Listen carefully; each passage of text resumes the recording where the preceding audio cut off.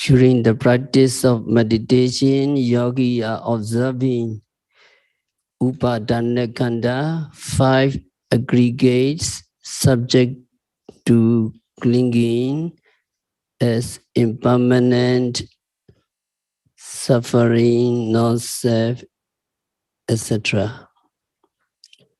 There are 5 aggregates: metta aggregates, feeling aggregates, perception aggregates, volitional activities aggregates, and consciousness aggregates. So according to Abhidhamma, there are 52 mental states, and feeling is 1 mental factors, 1 aggregates. Sinya is 1 mental factors, 1 aggregates. The remaining 50 mental states are collectively called volitional formation aggregates. Because this group is headed by a mental factors called volition or cetana. Volition is the most significant mental factors in generating karma. And Buddha said, cetana, I called karma, I called cetana karma. So cetana is actually karma. This karma determines the ethical quality of our action. That means if it is a good karma or good saṅkhāra, it is good action. If it is a bad karma, bad saṅkhāra, it is a bad action. So depending on the quality of cetana, we determine if a consciousness is wholesome or unwholesome. Today, regarding karma, saṅkhāra, or cetana, we have to listen the story of Sopa Buddha.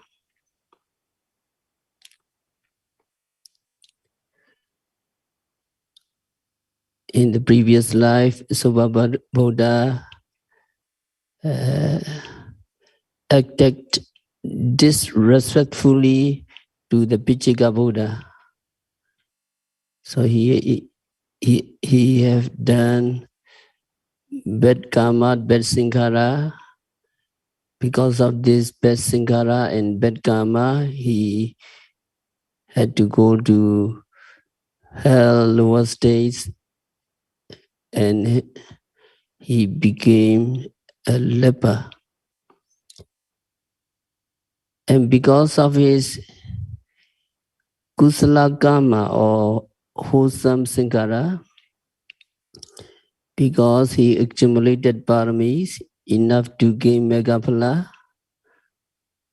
after listening to the Buddha teaching, Buddha talk, respectfully, and he practiced diligently, and he became a Sotapanna.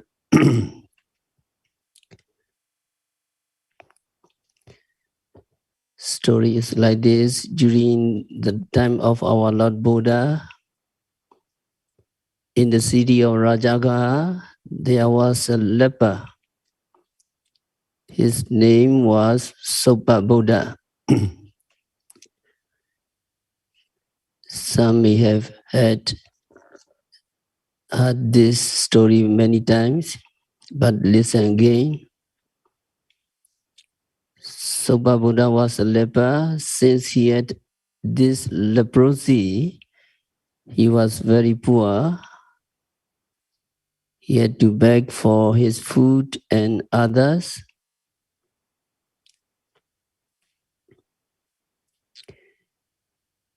And people shunned him. Also, he did not want to come into connect with other people, lest he offended these people. One day he saw a big crowd at a distance in the city. When he saw the big crowd, he thought, oh, there is a big crowd and there might be food distributed there. And I might get some food there.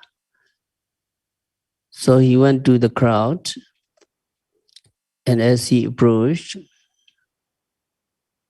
he saw that there was no food being distributed.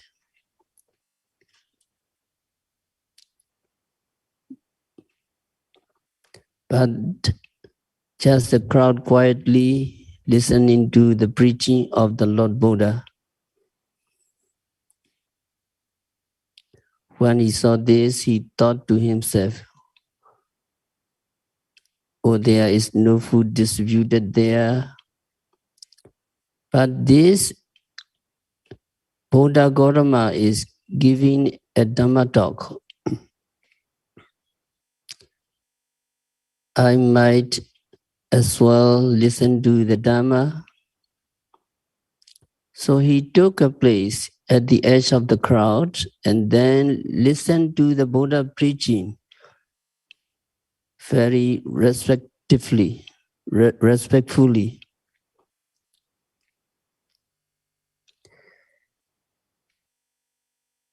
When Buddha preached the Dhamma, he always looked into the minds of those audience who were listening to their preaching. Buddha could examine the mental capacity of people. When they saw someone who is capable of understanding the preaching and who is capable of reaching enlightenment, and they would direct the preaching to that person as though they were preaching to that person only. So when Buddha surveyed the audience while he was giving the talk, he saw Soba Buddha. And with his wisdom, that he was capable of understanding the Dhamma and attaining enlightenment.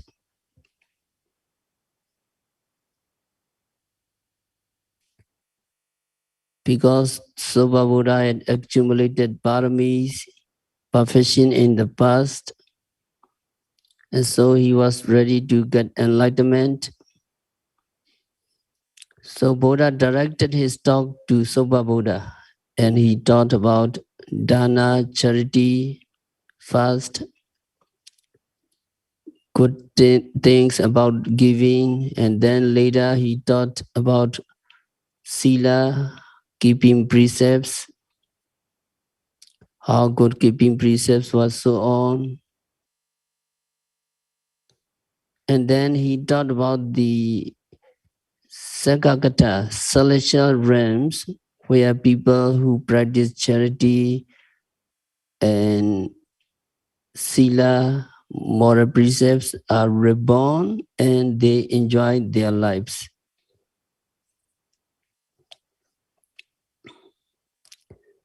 After showing the pleasures enjoyed in the realms of devas, Buddha taught about the faultiness of sensual pleasures and degradation of sensual pleasures and corruption of sensual pleasures. So he taught bad things about sensual pleasures, and then he thought about the benefits of renouncing the sensual pleasures and renouncing the world. That is Nikama. Buddha taught in this order in order to prepare the mind of the listener. Here, Buddha. While listening, Buddha's mind became calm, clear, and receptive.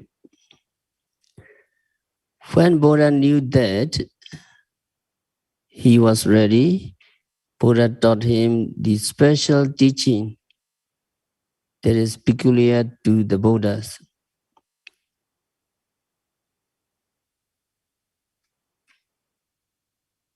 That means Buddha taught the Four Noble Truths, Dukkha Sacca, the truth of suffering, Samudaya Sacca, the origin of suffering, Nirodha Sacca, the cessation of suffering, Magga Sacca, the path leading to the cessation of suffering. At the end of the talk, there arose in the minds of Buddha the eyes of Dhamma, because Buddha practiced accordingly. That means Buddha accumulated Kusala Saṅkhāra, Bhavana practice. So there arose in the minds of Buddha the eyes of Dhamma, Dhammacakku. That means the understanding or realization of the Dhamma. That means Buddha became enlightened as a Sotapanna.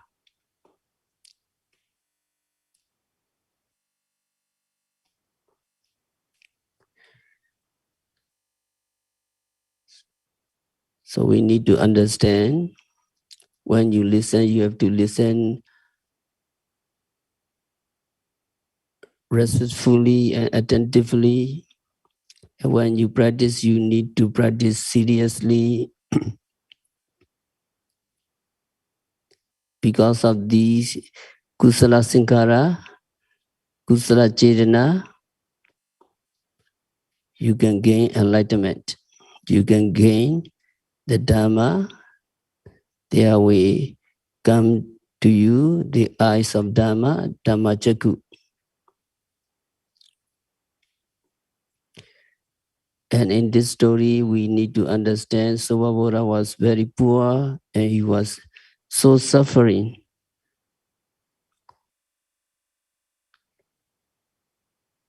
And then he have the samvega, sense of urgency. And he have a strong faith in the teaching. So he practiced seriously. So he attained enlightenment. When Buddha became a Sotapanna, he was happy, and so he wanted to report his attainment to the Buddha. But he was afraid to go through the audience because he was a leper and people despised him.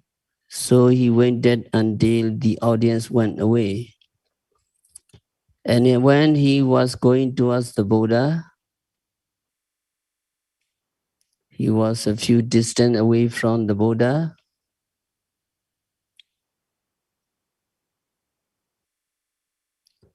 When he was going to the Buddha, Sakka, the kings of gods, approached Buddha and told him,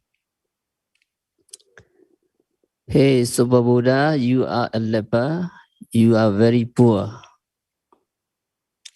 Super Buddha, I will give you immeasurable wealth if you just say the Buddha is not the true Buddha. The Dharma is not Dharma. Sangha is not the Sangha. I have nothing to do with the Buddha. I have nothing to do with the Dharma. I have nothing to do with the Sangha.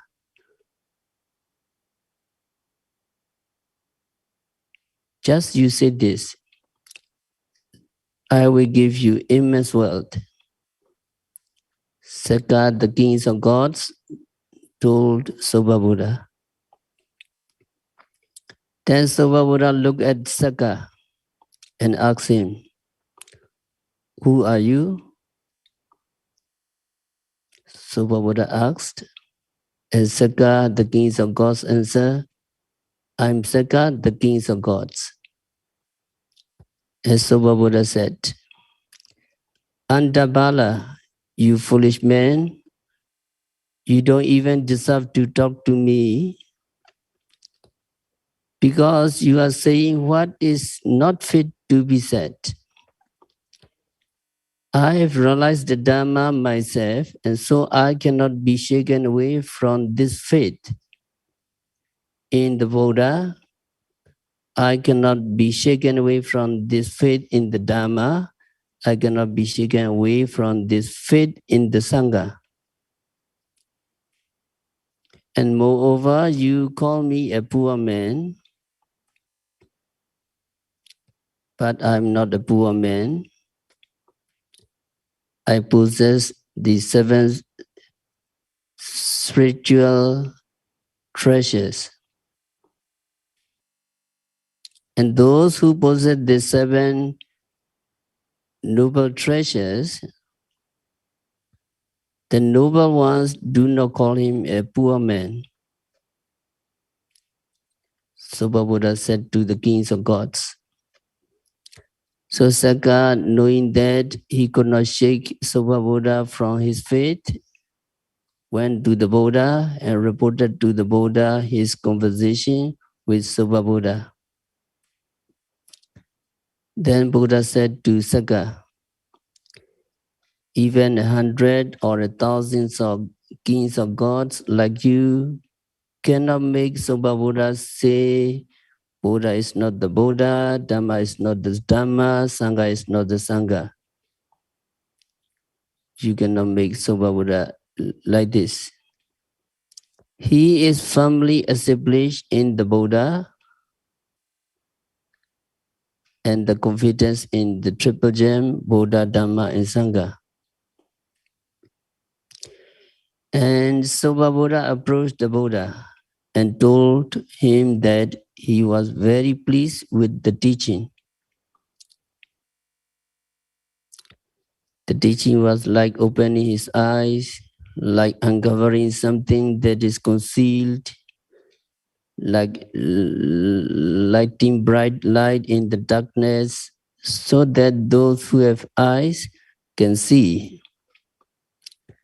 He proclaimed himself to be a disciple of the Buddha.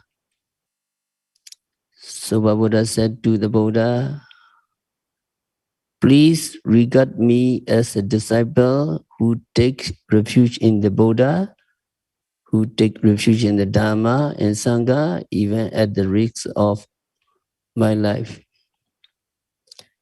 And then he left. After a while, a cow with a young calf attacked Soba Buddha and killed him. So Soba Buddha died. When he died, the monks assembled and they went to the Buddha and asked him that the man who was gladdened by you and your Dhamma talk has now been killed by the cow. What might be his destination? What might be his future life? Then Buddha said, "Bhikkhus, Saūtā was eradicated. Saūtā has eradicated 3 Sanyojanas, 3 factors. You know 3 Sanyojana. When the person become Sotapanna, 3 Sanyojana, Sakaya Detti, Vijigajja, Silabara, Pramasa. When the person becomes Sotapanna, with the attainment of the Sotapatti Mega, 3 Sanyojana, 3 factors, self-illusion, doubt, belief in wrong habits and practice as a way to purification, all are abandoned, according to the Yatana Sutta. So these 3 Sanyojana need to remember. Can you follow me? With the attainment of first path, with the attainment of first path,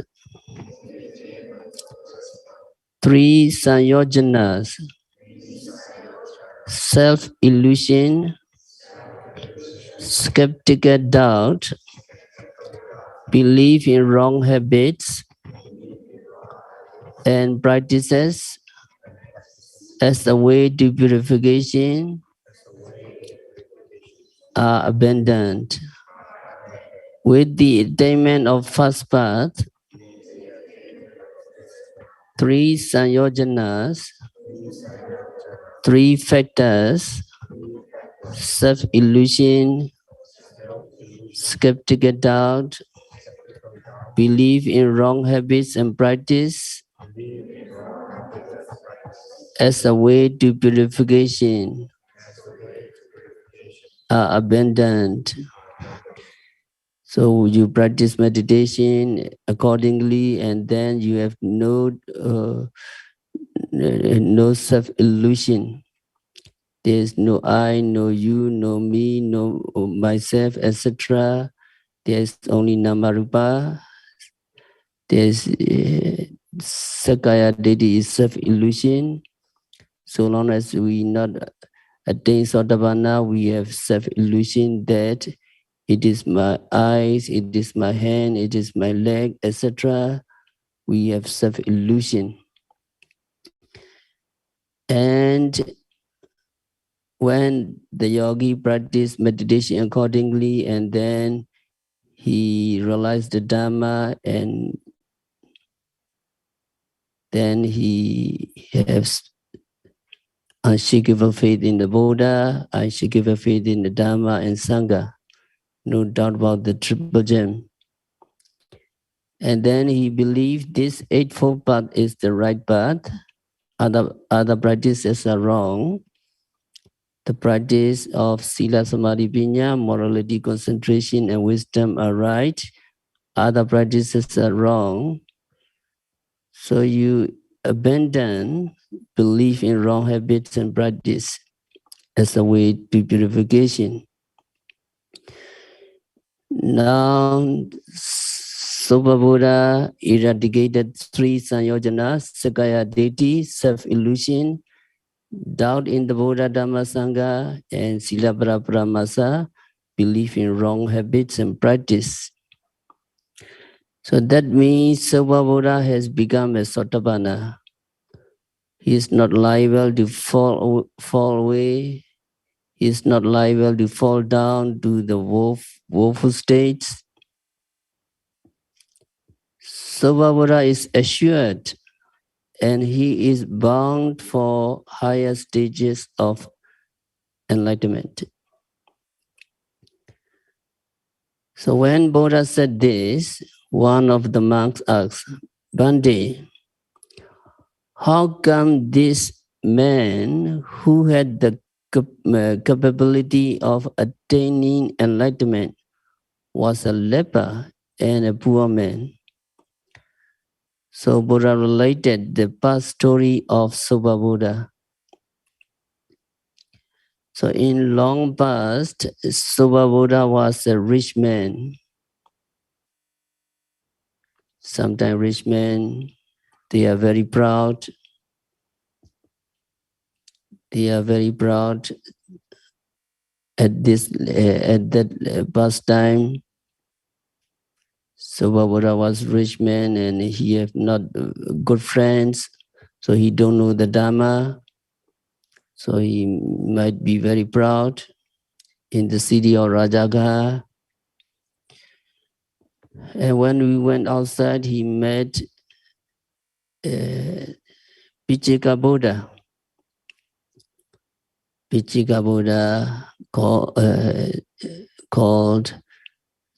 Dagrasiki. Dagrasiki Pichika Buddha. Pichika Buddha, you translate what called silent Buddha? Oh, yeah, silent Buddha. His name was Dagrasiki. So when Pichika Buddha, Dagrasiki was going for alms round in the city, when he saw the Pichika Buddha, the rich man, Subhabuddha said, "Who is that leper?" You know, Pichika Buddha was not a leper. Pichika Buddha, Dagrasiki was with his robes, bowl, and his head shaved. So he saw him as a leper, and so who is this leper going around the city?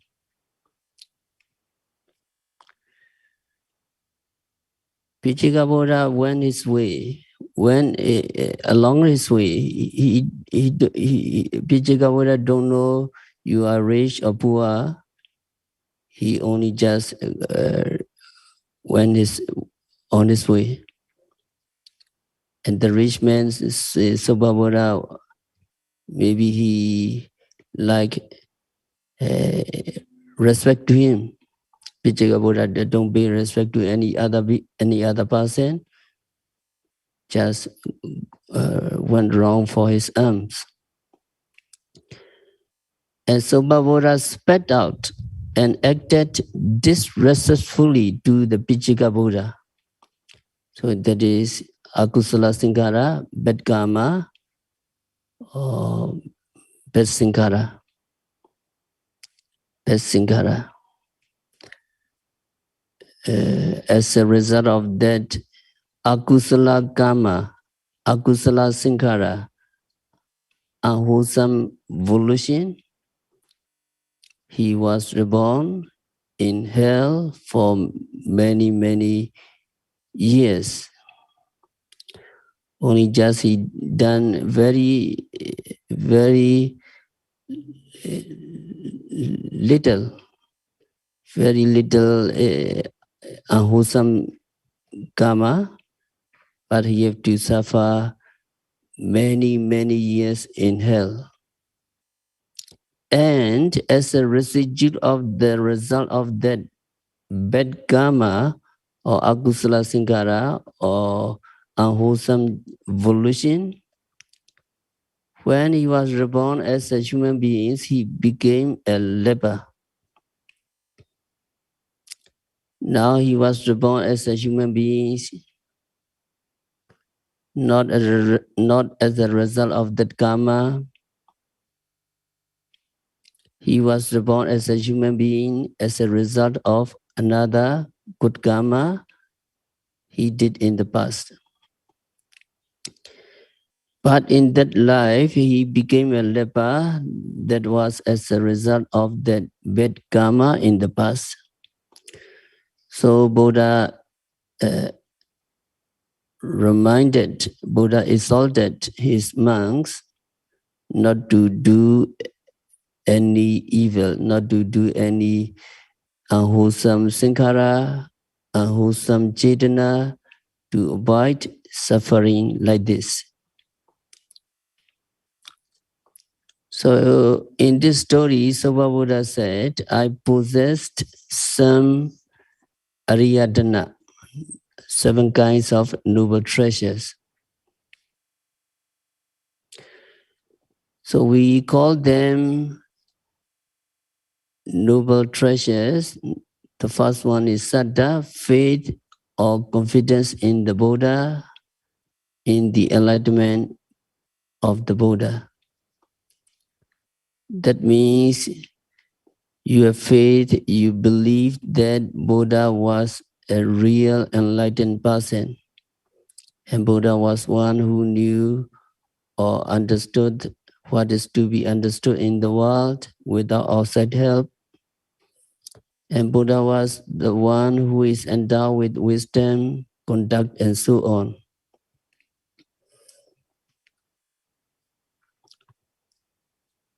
So if you become a Sotapanna, you know who is true Buddha. How do you know how do you know he is true Buddha or fake Buddha? How do you know? So you know in terms of 9 virtues of the Buddha. He is totally free from mental defilements, arham. He is fully enlightenment, one or not, etc. You can examine that Buddha is he is accomplished with 9 qualities or not.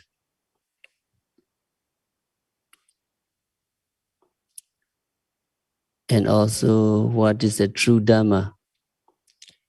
You can examine in terms of 6 qualities of the Dharma. True Sangha, how do you know? How do you examine the Sangha true or fake? The Sangha Supatipanna, they practice to eradicate the mental defilements or not.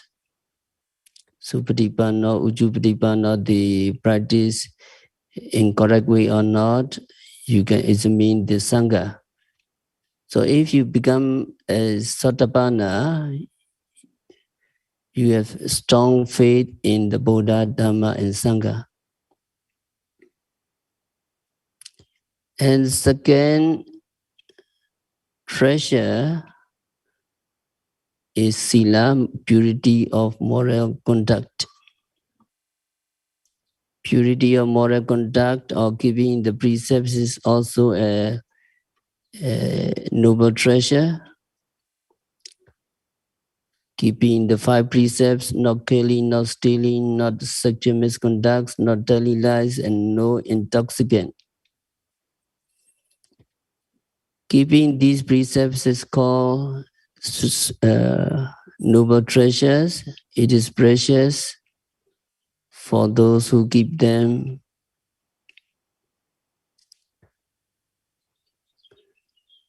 So these precepts are cherished by the noble ones. So when you take the precepts, you need to be happy. These precepts are 5 precepts, 8 precepts, not only 5 precepts, 8 precepts are cherished by the Buddha, Arahants, and noble ones. So Ariya Kanta Sila. Sila cherished by Ariya. And another treasure is Hiri and Uttapa. Moral shame. Hiri means shame in doing unwholesome act, shame in killing, shame in stealing, shame in sexual misconduct, and so on. Because of this moral shame, people refrain from breaking the rules. People refrain from killing living beings. People refrain from stealing what is not given, and so on. So this moral shame is also a noble treasures. It is a precious treasure for us so long as we possess this moral shame, we will abstain from doing what is wrong. If we do not possess it, then we will do what we like, and most of what we do will be akusala, a wholesome act. So moral shame is one of the wholesome qualities we should possess. Here it is called riches or treasure, or in Pali it is called dana. Dana is treasure. Then another treasure is moral fear, uttapa. Moral fear means not really fear, but it is fear of consequences of immoral act. Because if we do something wrong, first we will be censured by noble ones, and then we will experience the painful consequences of these immoral acts. Because we are afraid of these painful results, we refrain from doing immoral act. So this is also a treasure, uttapa. So these hiri and uttapa go together. When there is hiri, moral shame, there is uttapa, moral fear. And when there is uttapa, there is hiri. So moral shame and moral fear, these two are described in other discourses as protectors of the world. So long as beings or so long as people keep these two, moral shame and moral fear, our society will be in good shape.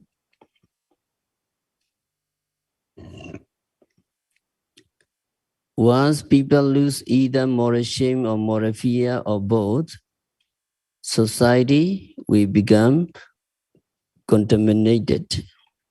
So these two are called Loka Pala Dhammas. Those qualities that protect the world from becoming immoral and so on. So these moral shame and moral fear are the treasures we should cherish. And another treasure is sutta, learning. Learning is also treasures.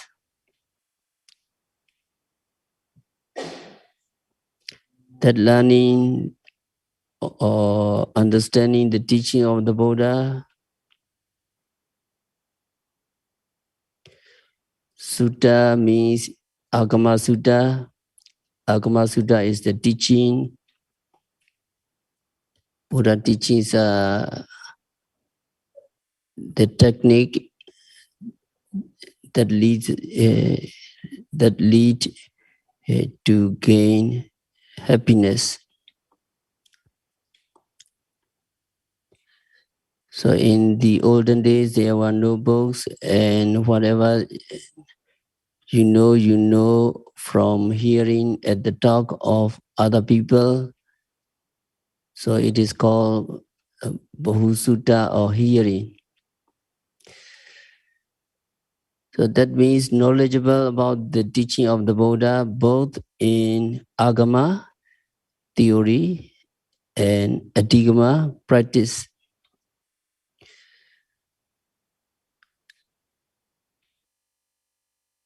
So that is the one noble treasure we should possess. You may acquire this treasure by listening the talk, reading the books, or by having discussion with other people, your Dhamma friends, and also by practicing what you understand. And another treasure is jaga. Jaga means giving away. It is like dana, dana is given. People are instructed not to be much attached to what they possess and also to share with other people what they have.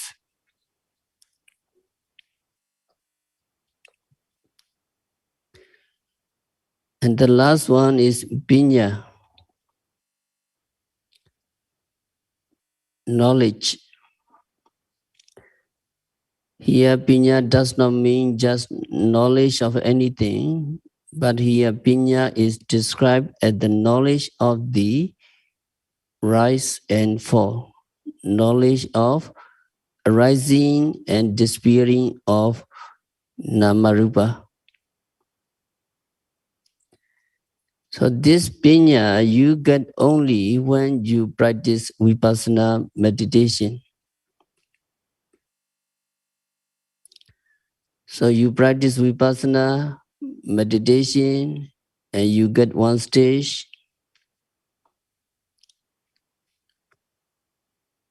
and you at one stage you see the objects you put your mind on like arising and disappearing.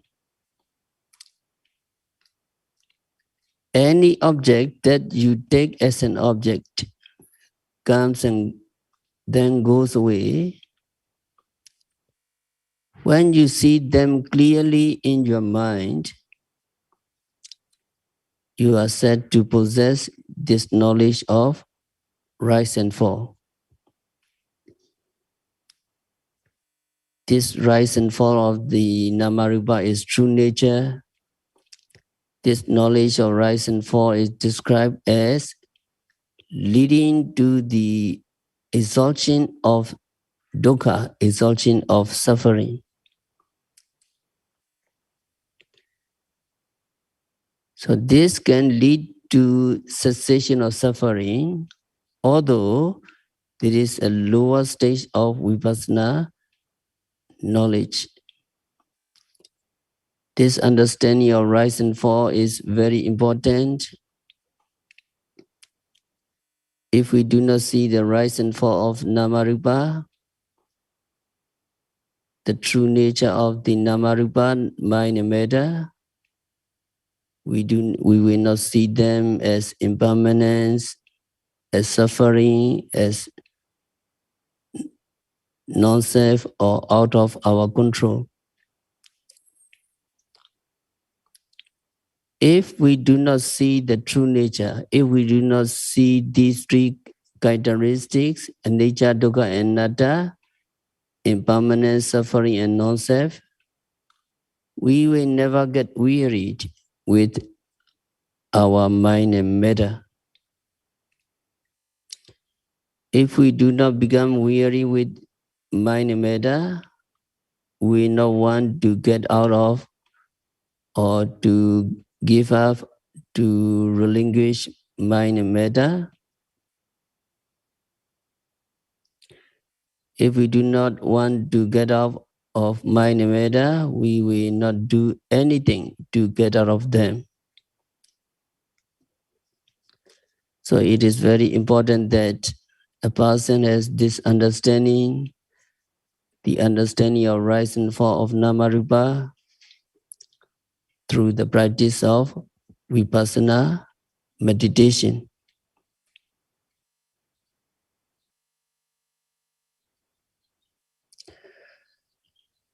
So if we possess this understanding of rise and fall of namarupa, we are said to be those who have begun the practice of vipassana.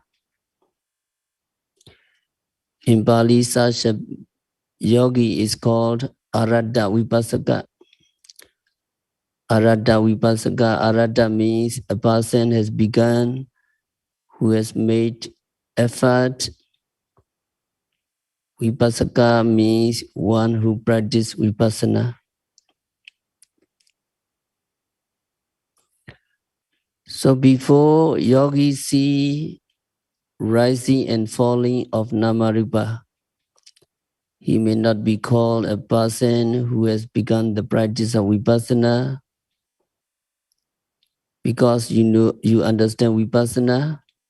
What means vipassana? Vipassana means seeing the three characteristics. Until you see the three characteristics, you are not in vipassana proper yet, but you are approaching to vipassana, you are getting nearer to vipassana, and so we call it also vipassana practice. Strictly, only when yogi reach seeing the three characteristics, he or she can be called those who practice vipassana. So there is the last of these seven treasures. Saddha, Sila, Sutta, Jaga, Pinya, and Hiri and Uttapa. Saddha, Sila, Sutta, Jaga, Pinya, Hiri, Uttapa, seven treasures. So can you follow me? Seven noble treasures. Saddha, Sila, Sutta, Jaga, Pinya, Hiri, Uttapa. Saddha, Sila, Sutta, Jaga, Pinya, Hiri, Uttapa. So that is seven treasures. So in the 52 mental states, you can see the page number 1. Number 28 is Saddha, faith in the triple gem. Number 30 is Hiri, moral shame. Number 31, Ottapa, moral fear, fear of wrongdoings. And Jaga is 32, like Aloba is non-greed. You are giving, you are doing charity that is non-greed. 32, Aloba. And number 52 is Pinya, wisdom faculty. As some are in the beautiful manifesta, that is Saṅkhārakkhandha.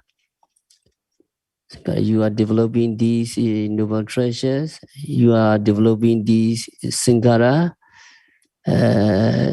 These yogis should try to possess. All of the yogi possess these seven treasures. And if you possess these seven noble treasures, you can say that you are not poor. Although we may be poor in material things, we are not in spiritual matter. So it is good to understand that these qualities are called the treasures. These treasures are the real treasures and not the material things, because material treasures are common to dangers. That means material treasures can be burnt, material treasure can be washed away by water, material treasure can be taken over by the bad king. They can be taken away by those sons and daughters whom people don't like, and material treasures can be stolen. So the material things are common to these dangers, but these seven noble treasures are not common to this. They cannot be burnt, they cannot be stolen away, and so on. So long as yogi possess these treasures, yogis are rich, yogi are spiritually rich. And we look back and examine whether we possess these 7 things.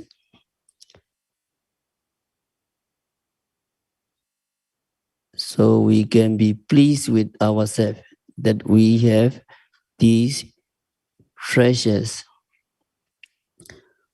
Or if we do not have these treasure yet, then we should make effort to possess these treasures. So these are 7 spiritual treasures taught by the Buddha. Now, there is one thing about the 7. Now, 7 treasure is Saddha, Sila, Sutta, Jaga, Pinya, Hiri, Uttapa. We do not find sati among these 7. So there is no sati in these 7 treasures. In one book, in sub-commentary, these 7 are given Saddha, Sati, Hiri, Uttapa, Sutta, etc. So instead of Sila, Sati is given as a treasure. So following that, yogis are rich in Sati. You practice Satipatthana the whole day, the whole month, the whole 2 months. Some not satisfied, they want to practice more. From the early morning, you wake up and till midnight, you practice continuously. So you have been practicing it for many hours, many weeks, many months. And so yogis are especially very rich in the treasures. So all the yogis here are practicing vipassana meditation or mindfulness or satipatthana meditation.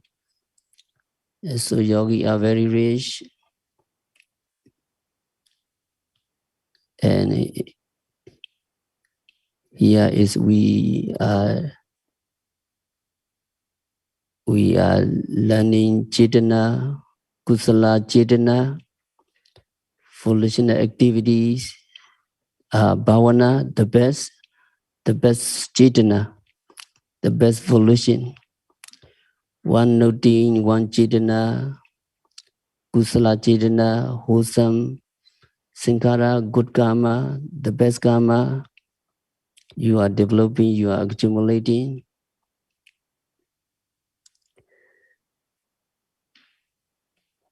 So yogi should be very pleased with their practice. With the practice of Satipatthana, we are developing this kinds of Kusala Saṅkhāra, wholesome volitional activities. So yogi should be very pleased. So we have to stop our discourse for today by practicing vipassana meditation by accumulating Kusala Saṅkhāra, Bhavana Saṅkhāra, continuously and meticulously by noting, rising, falling, sitting, touching, seeing, hearing, smelling, stretching, bending, continuously and meticulously. May all yogis be liberated from all suffering. May all yogis realize the real peace in the very near future. So